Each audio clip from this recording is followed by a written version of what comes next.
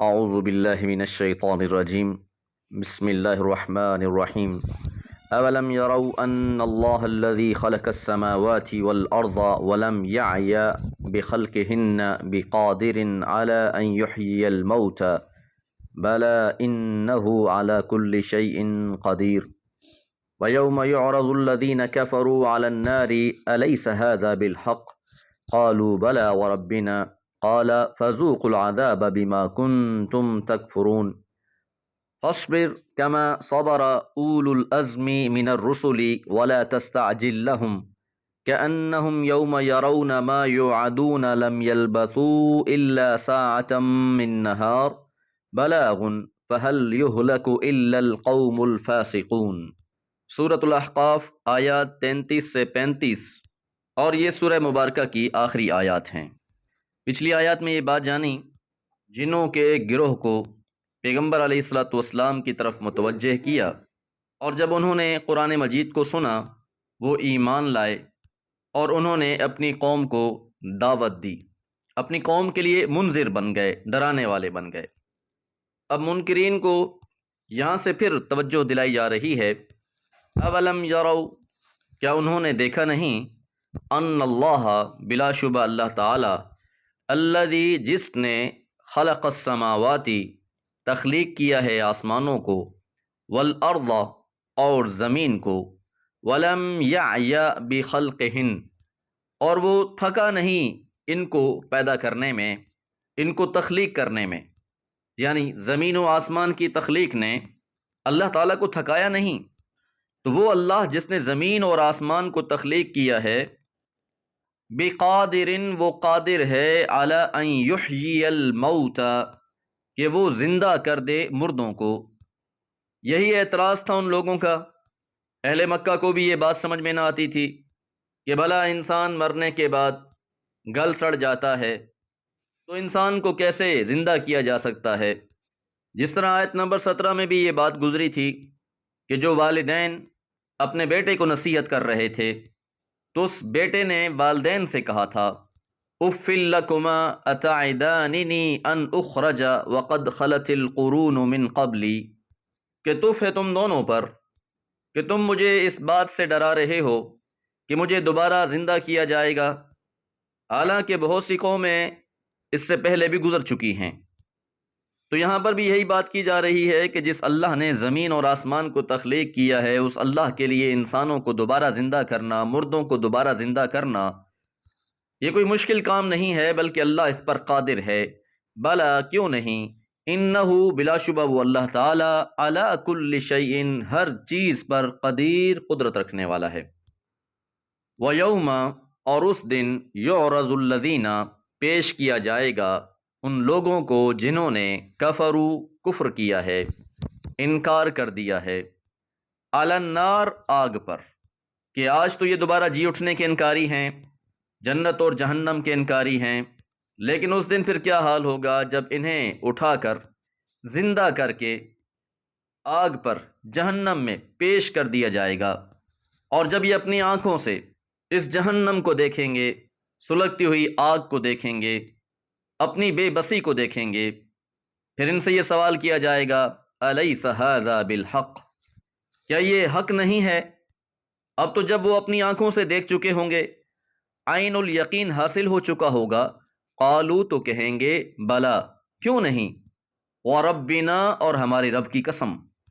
کہ اب تو وہ اس رب کی قسمیں کھا کر اس بات کی تصدیق کر رہے ہوں گے کہ واقعی یہ تو سچ ہے، ہمیں زندہ بھی کر دیا گیا ہے، ہمیں آگ پر پیش بھی کر دیا گیا ہے۔ تو اب جب وہ اس بات کی تصدیق کر دیں گے تو انہیں کہا جائے گا، فذوقوا العذاب، پس چکھو اس عذاب کو، بما کنتم تکفرون، بسبب جو تم انکار کر دیا کرتے تھے، کہ اللہ کے انبیاء آئے، کتابیں نازل ہوئیں، حجتیں تمام ہوئیں، لیکن اس کے باوجود تم نے کسی کو تسلیم نہ کیا، تم صرف اپنے نفس کے بندے بنے رہے، اپنی خواہشات کے غلام بنے رہے، اور اپنی اس خواہش نفس کے مقابلے میں اللہ کے نبی کی بات نہ مانی، اللہ کی کتاب کو نہ مانا، تو بس پھر چکھو اس عذاب کو۔ اور پھر آخری آیت مبارکہ میں حضور علیہ الصلوۃ والسلام کو نصیحت کی گئی، فصبر، بس آپ صبر کیجئے، کما صبر، جس طرح کے صبر کیا اول العزم من الرسل، اول العزم رسولوں نے۔ اول العزم رسول 5 ہیں، حضرت نوح علیہ الصلوۃ والسلام، حضرت ابراہیم، حضرت موسیٰ، حضرت عیسیٰ علیہم السلام، اور جناب محمد مصطفیٰ صلی اللہ علیہ وسلم۔ تو آپ کو اس بات کی تلقین کی گئی کہ جس طرح آپ سے پہلے ان عزم والے رسولوں نے صبر کیا ہے، آپ بھی صبر کیجئے، ثابت قدم رہیے، وَلَا تَسْتَعْجِلْ لَهُمْ، اور ان کے لیے جلدی نہ کریں کہ اگر یہ لوگ حق کے انکاری ہوئے بیٹھے ہیں، کسی صورت حق کو تسلیم کرنے کو تیار نہیں ہیں، آپ کی دعوت پر غور و فکر کرنے کے بجائے، اسے تسلیم کرنے کے بجائے بار بار آپ سے ایک ہی مطالبہ کرتے ہیں کہ اس عذاب کو لے آئیے جس سے آپ ہمیں ڈرا رہے ہیں، تو آپ ان کی